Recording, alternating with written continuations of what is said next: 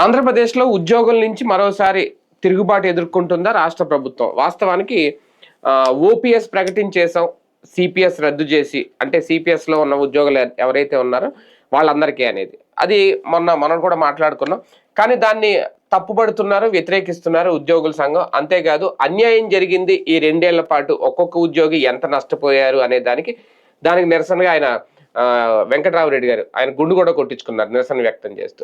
దాని మీద రాజకీయం నడుస్తుంది. అసలు ఉద్యోగులకి న్యాయం చేశారా, లేదంటే అన్యాయం జరిగిందా, లేదంటే దీన్ని అడ్డు పెట్టుకుని రాజకీయం చేస్తున్నారు? ఇది అంశం మీద చర్చించే ప్రయత్నం చేద్దాం. సార్, నిజంగా ఉద్యోగుల మీద డ్రామానా లేదంటే ప్రేమ, ఎలా చూడాలి ఇది? నిన్న యాక్చువల్గా ఒక కార్యక్రమం జరుగుతోంది. ఆ కార్యక్రమం హైలైట్ కాకుండా రివర్స్లో అన్నదే ప్రభుత్వానికి ఈ అంశం మీద వచ్చిన కోపం. ఏంటయ్యా అంటే, ప్రభుత్వం చేసిన ఒక గేమ్ని ఇతను ఎక్స్పోజ్ చేసే ప్రయత్నంలో చేసుకొచ్చింది. సిపిఎస్ వాళ్ళకి ఓపీఎస్ ఇస్తున్నారు, మనం డిబేట్. అందులో అతిపెద్ద లాజిక్ ఏంటంటే, సిపిఎస్ వాళ్ళు 3,10,000 మంది ఉద్యోగులు ఉన్నారట. ఇప్పుడు 10,000 మంది ఉద్యోగులకి మాత్రం ఓపీఎస్లోకి తీసుకెళ్తున్నారు. అది కూడా 2024 సెప్టెంబర్ లోపు, అంటే అప్పటి నుంచి సిపిఎస్ అమల్లోకి వచ్చింది. సెప్టెంబర్ లోపే రిక్రూట్ అయ్యి, అంటే అంతకుముందు ఉన్న నోటిఫికేషన్లోనే 2013 2004 అనమాట. 2004 అంటే అప్పుడు వాజ్పేయి ప్రభుత్వం దిగి కాంగ్రెస్ ప్రభుత్వం వచ్చిన తొలినాళ్ళు అనమాట. వాజ్పేయి టైంలో అనుకున్నది అమల్లోకి తీసుకొచ్చింది కాంగ్రెస్ ప్రభుత్వం 2004లో సిపిఎస్ది. ఆ తీసుకొచ్చినటువంటి టైంలో సెప్టెంబర్ దాకా అంతకుముందే నోటిఫికేషన్లు ఇచ్చి, జాయినింగ్లు 2004 తర్వాత అయిన వాళ్ళు ఉన్నారు కొంతమంది. అంటే నోటిఫికేషనే వాళ్ళు ఇచ్చేస్తారు, తర్వాత రిక్రూట్మెంటు, ఇంటర్వ్యూలు ఇవన్నీ పూర్తయి జాయినింగ్ వచ్చేటప్పటికి తర్వాత అయిన వాళ్ళు కొంతమంది కేసులు వేసినప్పుడు కేంద్రం దగ్గరికి వెళ్ళినప్పుడు కేంద్రం చెప్పింది ఏంటంటే, మొత్తం మిగతా వాళ్ళందరికీ సిపిఎస్ అని ముందే చెప్పాము, దాన్ని వాళ్ళు సుప్రీంకోర్టుకి వెళ్ళినా ఏం చేయడానికి వీల్లేదు. వీళ్ళకి వరకు మాత్రం వీళ్ళు నోటిఫికేషన్ ఇచ్చే టైంకి అప్పుడున్న పెన్షన్ స్కీమ్లోనే నోటిఫికేషన్ ఇచ్చినట్టు కదా. తర్వాత వాళ్ళని జాయినింగ్ ఆ తర్వాత అయింది కాబట్టి వాళ్ళని సిపిఎస్ అంటే కరెక్ట్ కాదన్న వాదనతో ఏకీభవించి అట్లాంటి వాళ్ళకి మార్చమని చెప్పిందట. చెబితే ఇప్పుడు అట్లాంటి వాళ్ళు ఎంతమంది ఉన్నారంటే 10,000 చిల్లర ఉన్నారట. వాళ్ళకి ఇప్పుడు చేశారు ఓపీఎస్, మిగతా అందరికీ కాదు. అవును, మొన్న అదే చెప్పారు వీళ్ళు కూడా 10,000. అది అర్థమయ్యేలా చెప్పారు. అప్పుడు ఏమన్నారు, సిపిఎస్ వాళ్ళందరికీ ఓపీఎస్ రాష్ట్ర చరిత్రలోనే అద్భుతమైన నిర్ణయం అని పవన్ కళ్యాణ్ గారు ట్వీట్ చేసిన దగ్గర నుంచి అందరూ ఉంది. అందరం ఏమనుకున్నాం, ఈవెన్ సిపిఎస్ ఉద్యోగులు కూడా, మొత్తం సిపిఎస్ ఉద్యోగులు అందరికీ ఓపీఎస్ యొక్క పండగే వాళ్ళకి అనుకున్నారు. ఇది సాహసోపేతమైన నిర్ణయం మనం కూడా తీరా చూస్తే 10,000 మందికి ఆ విషయాన్ని ఎక్స్పోజ్ చేయడం. అంటే అది వాళ్ళు 10,000 మందితో పాలాభిషేకాలు, పూలాభిషేకాలు వీళ్ళ ఫోటోలకి చేయించుకుంటారు. అది ప్రచారం జరుగుతుంది. దానికి రివర్స్ కోసం ఈయన అది 10,000 మందికే, మిగతా సిపిఎస్ వాళ్ళకి కాదు, అది ప్రజల్ని తప్పుదో పట్టిస్తున్నారనేది ఈ టైంలో ఇట్లా చేసినప్పుడు, అంటే ఉద్యోగులకి సకలం చేస్తున్నారని వాళ్ళ మీడియా ప్రొజెక్ట్ చేస్తుంది కాబట్టి వాళ్ళకందరికీ మోసం చేస్తున్నారని చెప్పేందుకోసం కరెక్ట్గా ఈ టైంకి ఈయన ఈ అజిటేషన్ ఎత్తుకున్నాడు. నేను గుండు కొట్టించుకుని నిర్ణయం చేశాడు. కానీ ఉద్యోగుల విషయంలో చంద్రబాబు గారు తీసుకున్న నిర్ణయం, అంటే అది కూడా అందులో ఏమన్నా ఉందా స్వప్రయోజనం, స్వలాభం? అది కేంద్ర ప్రభుత్వ ఆదేశం అంట, రాసుకొచ్చింది దాంట్లో. అంటే ఇందులో ఈ రాష్ట్ర ప్రభుత్వాన్ని ఏం లేదా? రాష్ట్ర ప్రభుత్వానికి కేంద్ర ప్రభుత్వం ఆదేశించింది వాళ్ళకి, అప్పుడు ఉన్న వాళ్ళకి అట్లా చేయండి అని. 10,000 మంది మేము చేయలేము అని రాష్ట్ర ప్రభుత్వం రిజెక్ట్ చేయలేదు, ఎందుకంటే ఎన్డీఏలోనే ఉంది కాబట్టి అమలు చేశారు. అది కానీ సచివాలయ ఉద్యోగి దగ్గర నుంచి కూడా ఇప్పటి వరకు ఈ 2 ఏళ్లలో దాదాపు 1,50,000 ఎంతో నష్టపోయారు అనేది వీళ్ళు 5 లక్షల నుంచి 7 లక్షలని పెట్టారు. పోలీసులు 7 లక్షలు, 5 లక్షలు ప్రభుత్వ ఉద్యోగాన్ని. అంటే డిఏలు గానీ వీళ్ళు చెప్పిన ఇవన్నీ ఇవ్వకపోవడం వల్ల ఏంటి ఆ నష్టం? వాళ్ళు ఫీల్ అవ్వాలి, అది మనం చెప్పలేం కదా. ఇప్పుడు ఎట్లా ఉంటదంటే, ప్రభుత్వాల ఆలోచన ఇప్పుడు జగన్ టైంలో కానీ వీళ్ళు ఏముంది, డిఏ కరువు బత్యం. అవును, కరువు బత్యం అనేది ఏమి ఇస్తారు, కేంద్ర ప్రభుత్వం టైంలో ఇచ్చేస్తుంది, 6 నెలలకు ఒకసారి ఇచ్చేస్తుంటది. శాలరీ హైక్స్ ఇది కూడా ఇచ్చేస్తుంటది. కేంద్రం అయితే ఉద్యోగుల విషయంలో ఎక్కడ గ్యాప్ లేదు, ఇన్ టైం అన్ని జరిగిపోతున్నాయి కేంద్ర ఉద్యోగులకి. ఇదివరకు ఒకప్పుడు ఏంటంటే కేంద్ర ఉద్యోగుల కంటే కూడా రాష్ట్ర ఉద్యోగుల బెనిఫిట్స్ ఎక్కువ ఉండేది. కేసీఆర్ ఆ టైంలో వీళ్ళు కేంద్ర ప్రభుత్వ ఉద్యోగులు దాటిపోయారు మన వాళ్ళు. ఇప్పుడు మళ్ళీ కేంద్ర ప్రభుత్వ ఉద్యోగులే నెంబర్ 1 ఉన్నారు. ఇదివరకు ఏంటంటే అప్పుడు అక్కడ కేసీఆర్, ఇక్కడ జగను, ఈ టైంలో వాళ్ళకంటే ఎక్కువ అన్నారు. ఈవెన్ చంద్రబాబు గారి first time tenure, Jagan time కాదు. జగన్ టైంలో అయితే దెబ్బతిన్నారు. ఫస్ట్ టైం టెన్యూర్లో ఏకంగా అక్కడ 41% మించి ఇక్కడ 43. ఆ లెక్కలు చూసుకున్నప్పుడు కేంద్రంలో ఉండే పే స్కేల్స్ కంటే ఎక్కువ అయిపోయినాయి ఇక్కడ. ఇప్పుడు వచ్చేటప్పటికి కంప్లీట్ రివర్స్ అవుతుంది, మళ్ళీ మొదటి స్టేజ్కి వెళ్తుంది. ఇప్పుడు ఏంటి, డిఏలని యాడ్ చేయాలి తర్వాత శాలరీస్, అలా హైక్ పెరిగిపోతుంది. ప్లస్ మళ్ళీ పిఆర్సీ అమలు, ఇవన్నీ లెక్కలేసినప్పుడు ఏంటి, అధికారంలో ఉన్నటువంటి సందర్భంలో తొలినాళ్లలో ఉద్యోగుల సంఘాలు సార్ ఇదేముంది సార్ 2% సార్ అట్ట అయిపోద్ది సార్ అంటే చీఫ్ సెక్రటరీలు కూడా వాళ్ళు కూడా ప్రభుత్వ ఉద్యోగులే కదా, అవునవును సార్ అని నివేదికలు ఇచ్చేసేవాళ్ళు, నడిచిపోయేది ఒకప్పుడు. ఇప్పుడు అట్లాంటి సిచ్యుయేషన్ కాదు. లెక్కల ఈయన బాగా పండిపోయిన ఆయన కాబట్టి ఈ లెక్కలన్నీ తెలుసు కాబట్టి ఎక్కడో ఎందుకు డిఏ జగన్ టైంలో ఎప్పటికప్పుడు ఇచ్చేశాడు. చివరి డిఏ పెండింగ్ ఉంది, 2 డిఏలు. అందులో దానికే చాలా రచ్చ చేశారు. ఇప్పుడు చేస్తే ఒక డిఏ ఎలక్షన్స్ ముందు రోజునిచ్చి ఎలక్షన్స్ అయిపోయాక డిఏ కూడా అనౌన్స్ చేసి వెళ్ళిపోయాడు కదా అతను జీవు. ఆ డబ్బులే కదా వీళ్ళు ఇచ్చింది. తర్వాత ఇప్పుడు వీళ్ళది ఏడాదికి 2 డిఏలు వస్తాయి. ఏడాదికి 2 అంటే ఇప్పుడు 4 వీళ్ళు ఆ డిఏలు వెయ్యి అని అడుగుతున్నారు. గత ప్రభుత్వం కూడా పెండింగ్ ఉన్నట్టు. అదే గత ప్రభుత్వం పెండింగ్ దే, ఒక 2 ఒకటి జగన్ దిగిపోతా ఇచ్చాడు, రెండవ దాన్ని వీళ్ళ చేత ఇప్పించాడు, జీవో ఇచ్చేసాడు జగన్. అప్పటికే ఫైనాన్షియల్ జీవో కూడా ఇచ్చేసేసాడు. అధికారంలోకి వచ్చిన ఇంకా అతను దాని పెండింగ్, వీళ్ళ 4 పెండింగ్ ఉన్నాయి. అది అతను చెప్పుకొస్తుంది. ఇంకోటి పెండింగ్ అనేటటువంటిది ఒక 3 నెలలు, 4 నెలలు, 5 నెలలు, లేదా ఒకదాని రెండోది వచ్చినప్పుడు ఫస్ట్ది ఇచ్చేయడం ఎట్లా అన్న ఉండేది. ఇప్పుడు ఎప్పుడు ఇస్తారో కూడా చెప్పట్లేదు. ఇంకోటి జగన్ టైంలో మధ్యంతర భృతి అనౌన్స్ చేశాడు 27%. చంద్రబాబు 20% అంటే 27% అన్నాడు, ఇచ్చాడు. ఆ తర్వాత తగ్గించి పిఆర్సీ 23 ఇచ్చాడు అన్నదే కోపం అతని మీద. వీళ్ళు అసలు పిఆర్సీ కమిటీ వేయలేదు ఇప్పటివరకు. ప్లస్ అంటే జగన్ టైంలో పిఆర్సీ వేయనన్నాడు ముందు, 10 ఏళ్ళకు ఒకసారి కేంద్రం తరహాలోనే అన్నాడు. కానీ వీళ్ళందరూ గొడవ చేస్తే పిఆర్సీ కమిటీ వేశాడు చివరిలో. డబ్బులు ఈ టైప్ లో జరిగింది. ఇప్పుడు వచ్చేటప్పటికి మధ్యంతర వృత్తిని అనౌన్స్ చేయలేదు, 2 ఏళ్ళు అయిపోయింది, అసలు ఆ ఊసే ఎత్తట్లేదు. ఈ అన్నిటి మీద కూడా ఈవెన్ వీళ్ళకి ఇచ్చే డిఏలు, ఈ పెండింగ్లు, వీటన్నిటి మీద ఈ మధ్యనే యాజిటేషన్ కి అనౌన్స్ చేశారు.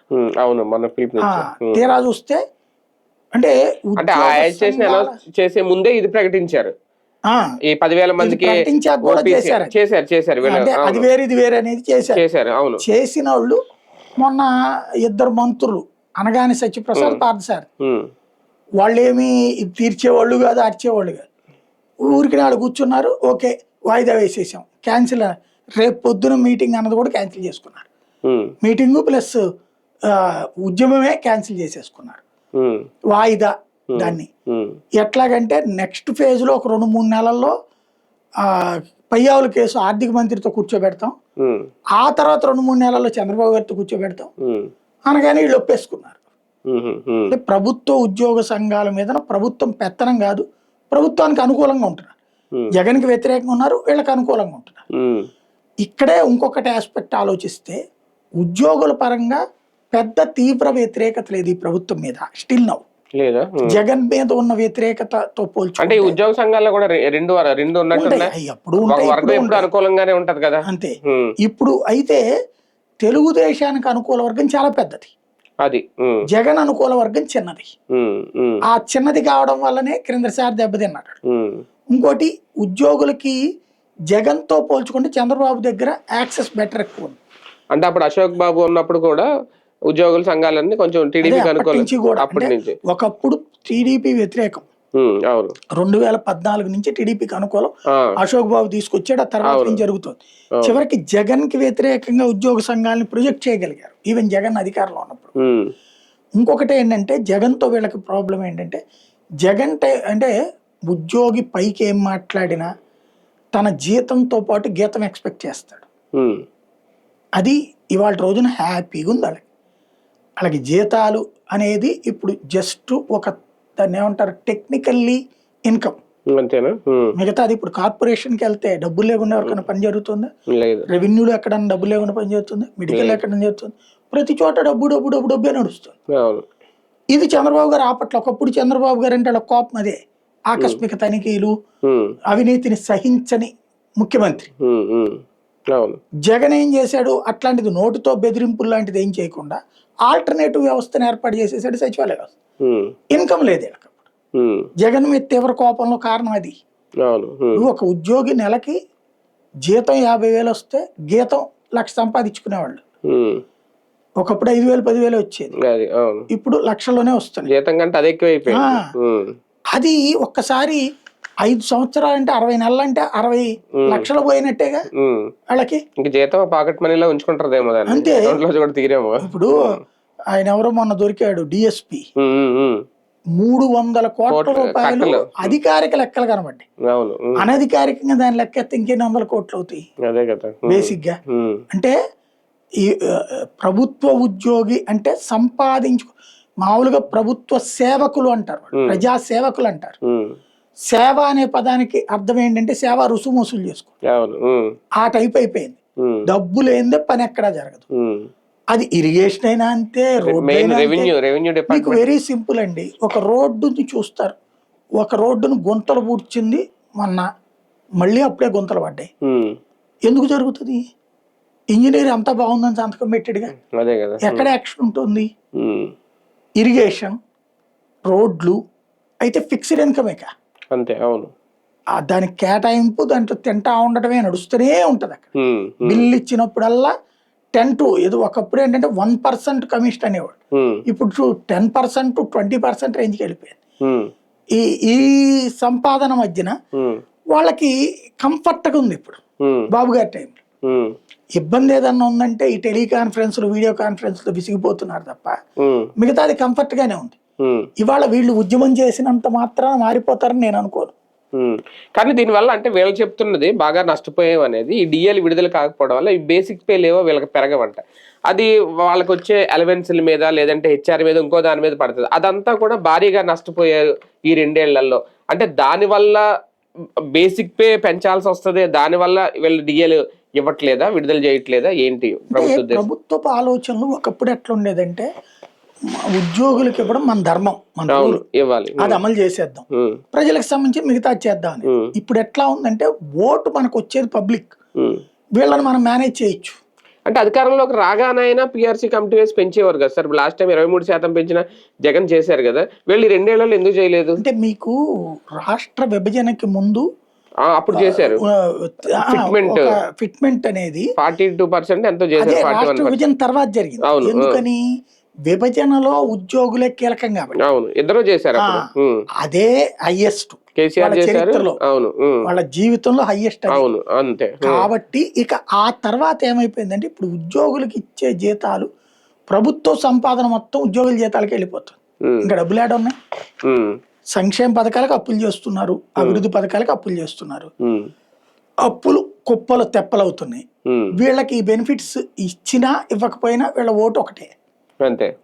వీళ్ళని చివరిలో సంతృప్తి పడిస్తే సరిపోతుంది. ఇప్పుడు ఇచ్చారనుకోండి, వ్యతిరేకత లేదా ఇప్పటి వరకు, ఇక భవిష్యత్తులో రాదన ఉద్యోగుల నుంచి. ఉద్యోగులలో వ్యతిరేకత ఉన్నా వాళ్ళు లెక్క కంపేర్ చేసుకుంటారు. జగన్ టైంలో ఎక్కువ ఇబ్బంది పడ్డామో, బాబు టైంలో ఎక్కువ ఇబ్బంది పడ్డాము, జగన్ వల్ల ప్రయోజనం ఎక్కువ జరిగిందో, బాబు వల్ల ప్రయోజనం ఎక్కువ జరిగింది. టెక్నికల్ ఆస్పెక్ట్స్ లో అయితే జగన్ వల్ల ప్రయోజనం జరిగింది, బాబు వల్ల ఎక్కువ కొంత నష్టం. అంటే ఇబ్బందులు, పని ఒత్తిళ్ళు అనుకుంటే ఇప్పుడు ఎక్కువ ఉన్నాయి వాళ్ళకి అనేది వాళ్ళే చెప్తున్నారు. టెక్నికల్ ఆస్పెక్ట్ లో జగన్ బెటర్, ఇన్కమ్ ఆస్పెక్ట్ లో చూస్తే బాబు బెటర్. కాబట్టి ఇది చూసుకుంటారు రేపు పొద్దున. అందుకని ఏం పట్టించుకోరా డిఎల్ చివరిలో సాటిస్ఫై చేస్తా. నేను మొన్న మామూలుగా పొద్దున పూట రాయి జాదారానికి వెళ్తా, అటు చాలా మంది రిటైర్డ్ ఉద్యోగులు వస్తుంటారు, పిఎఫ్లు ఇవన్నీ వీళ్ళ పాత ఉంటాయి కదా, అక్కడ మాటల్లో నవ్వుకుంటుంటాను నేను. అయ్యి ఇప్పుడే ఇంకా ఎందుకు వీళ్ళకి రావట్లేదు కదా ఈ డిఎల్, వాళ్ళకి కూడా వస్తాయి కదా. అడిగిపోతాడు, ఆడు చూశాడు కదా, ఇడు మాత్రం అడిగిపోతాడు, ఎలక్షన్ ముందు చేస్తాడులే, అది అప్పుడే వస్తుంది బల్క్ ఒకేసారి. ఇట్లుంది వాళ్ళ ఉద్దేశం, దాన్ని బట్టి అర్థం చేసుకో. ఇది పెద్ద ఏమి వ్యతిరేకత రేపొద్దున ఎన్నికల ముందు చేసేది కాదు. ఏ టైంలో ఎవరిని ఎట్లా మేనేజ్ చేయాలో బాబుకి తెలిసినంతగా వీళ్ళకి తెలియదు అంతే. చూద్దాం ఉద్యోగుల విషయంలో మేనేజ్ చేస్తున్నారా, లేదంటే ఉద్యోగులు కూడా 2 వర్గాలు 2 సంఘాలు ఉన్నాయి కాబట్టి ఎవరికి వాళ్ళు సైలెంట్ అవుతున్నారా? వీళ్ళైతే మాత్రం ఈ 2 ఏళ్లలో వాళ్ళకి గుండు సున్నాయే గుండు కొట్టించేశారని నిరసనగా ఆయన గుండు కొట్టించుకున్నాడు వెంకటరామరెడ్డి గారు. మరి మిగిలిన ఉద్యోగుల సంగతి ఏంటి చూద్దాం.